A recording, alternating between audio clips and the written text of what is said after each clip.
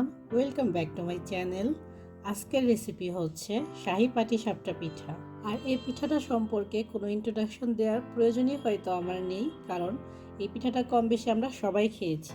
চলুন দেখে নিই কীভাবে তৈরি হচ্ছে শাহী পাটিসাপটা।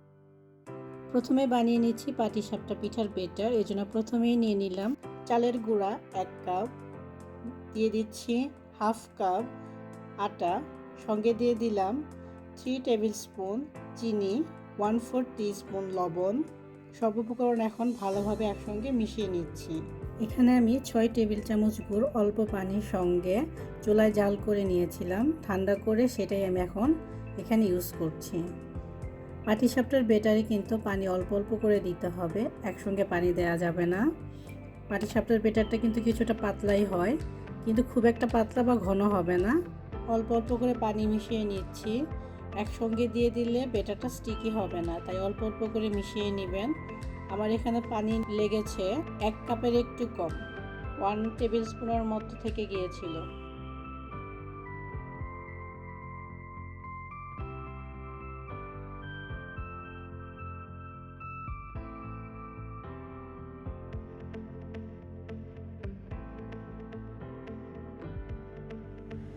আমি এর কনসিস্টেন্সিটা দেখিয়ে দিচ্ছি। পিঠাটাকে বানিয়ে 1 ঘন্টার জন্য রেস্টে রেখে দিব ঢেকে।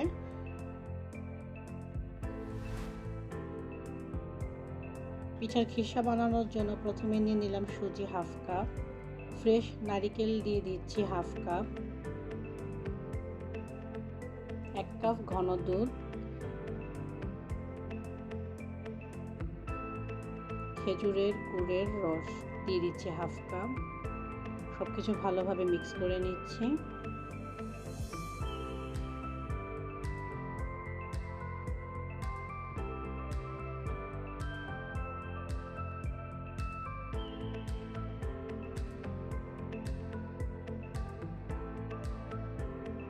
এবং ঢেকে রেস্টে রেখে দিচ্ছি 10 মিনিটের জন্য। 10 মিনিট পর এখন চুলাটা অন করে দিচ্ছি, মিডিয়াম লো করে রাখছি চুলার হিট। এলাচ গুঁড়া দিয়ে দিলাম 1 চিমটি পরিমাণ।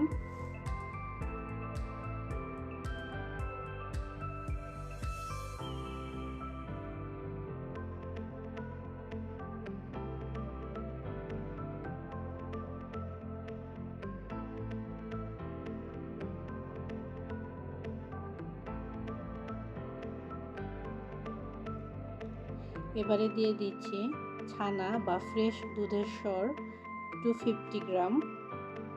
ছানার পরিবর্তে আপনারা এখানে লিকুইড দুধও ইউজ করতে পারবেন। সেক্ষেত্রে দুধটাকে জাল করে ঘন করে নিতে হবে এবং 3 ভাগের 1 ভাগ করে নিতে হবে এর কনসিস্টেন্সিটা।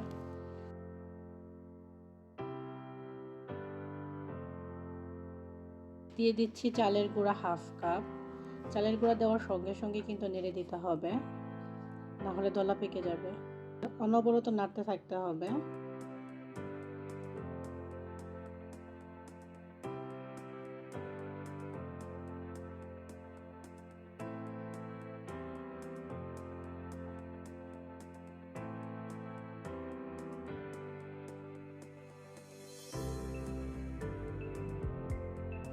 দিয়ে দিচ্ছি ঘি হাফ টিস্পুন,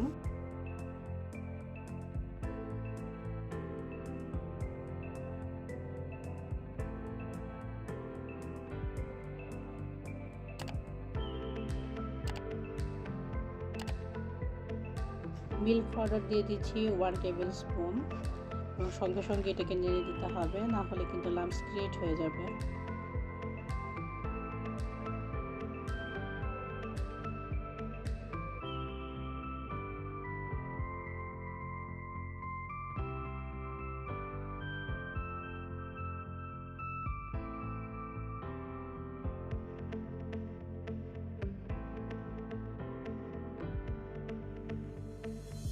কয়েক ফোঁটা কেওড়া জল দিয়ে দিচ্ছি।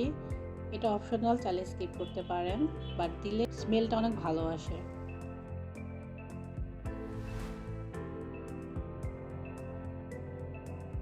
খিসাটা হয়ে গিয়েছে, এখন আমরা এটাকে একটু ঠান্ডা করে নেব। খিসাটা খেতে এত টেস্টি, আপনারা যখন বানিয়ে খাবেন খেলেই বুঝতে পারবেন যে কি অসম্ভব টেস্টি এই খিসাটা। 10 মিনিট পরে আমাদের ব্যাটারটাও কিছুটা ঘন হয়ে গিয়েছে, পানি মেশানোর প্রয়োজন হয়নি। লো হিটে দিয়ে দিলাম একটি ননস্টিকের প্যান। এটাতে কয়েক ফোঁটা তেল ব্রাশ করে নিচ্ছি।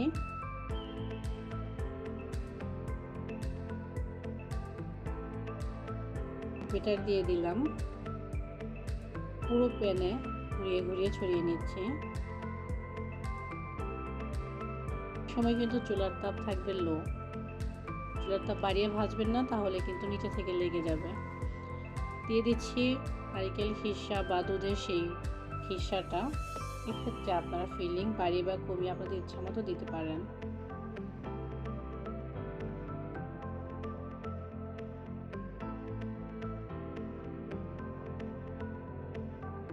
ফোল্ড করে নিচ্ছি।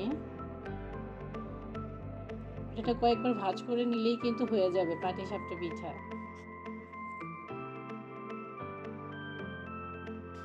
পাটিসাপটা পিঠাটা দুই পাশে আমরা এখন 1 মিনিট করে ভেজে নিব। পিঠা ভাজার পুরো টাইমটাতেই কিন্তু চুলার তাপ থাকবে লো।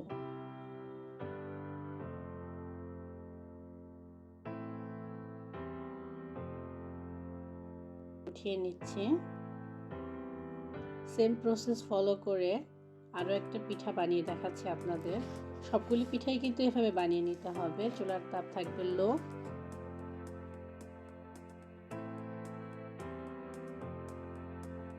এখন বানিয়ে খাবেন, দেখবেন এত মজা, অসম্ভব মজার এই শাহী পাটিসাপটা পিঠা। এটা তো সবাই তৈরি করে, কিন্তু আমি কিভাবে সেরা স্বাদের পাটিসাপটা পিঠা তৈরি করি সেই রেসিপিটাই আজকে আপনাদের সঙ্গে শেয়ার করলাম।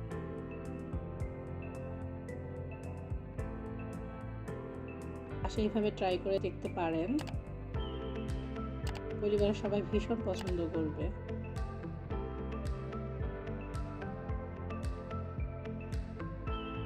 তৈরি হয়ে গেল সেরা স্বাদের শাহী গুড়ের পাটিসাপটা পিঠা। দেখলেন তো পাটিসাপটা পিঠা বানানো কত ইজি। পাটিসাপটা পিঠার এই খিসাটা রেডি করে কিন্তু আপনারা ফ্রিজেও সংরক্ষণ করতে পারবেন, আর যখন মন চাইবে ব্যাটার তৈরি করে বানিয়ে ফেলতে পারবেন সেরা স্বাদের গুড়ের পাটিসাপটা পিঠা। ভিডিও কেমন লাগলো জানিয়ে আমাকে কমেন্ট করবেন, ভালো লাগলে লাইক করবেন এবং সাবস্ক্রাইব করে পাশেই থাকবেন।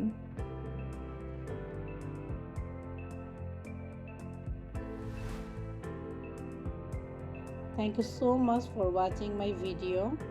Assalamualaikum.